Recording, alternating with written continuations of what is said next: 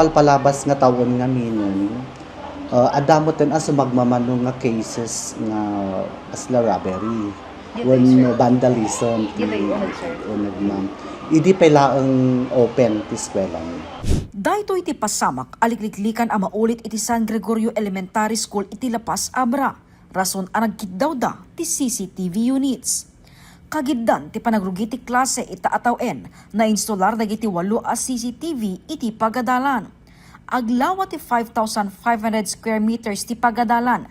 Buklen ti 162 learners ken sa nga pulo a teaching ken non-teaching personnel. Ito nga initiative ti eskwela ma'am kat na-implement gapon ta i-assure ni iti safety ti school facilities kastamot ti school personnel ken learners mi. And then tapno nalakla kami nga i-trace no daman mapasamak beyond class hours.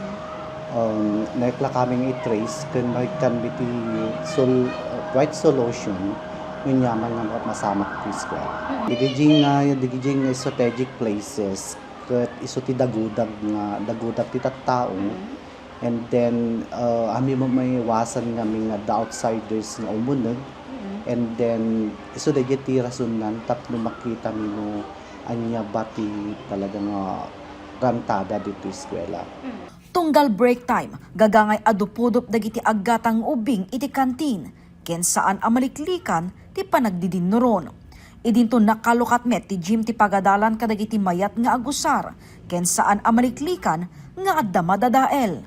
Para kanyak ma'am, mayat ta makita mi dagiti ubing nga agatang, ta makita mi no lalalo kat nga maiwasan talaga nga agdidinnuron data. Lalalo no maminsan gamin ti oras ti time magsasabay da talaga Recess.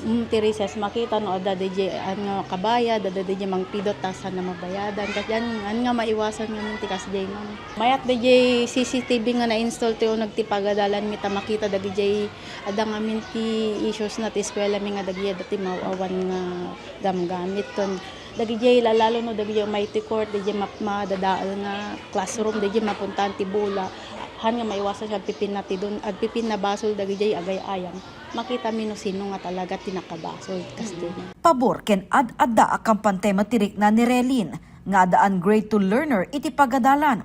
Gapo ti presensya dagiti CCTV makita dagiti gangganaet asumrek ti pagadalan. Hindi mat lang paglaingan naman tano dati sumusumrek nga dagitay umunag nga amo nga maamo.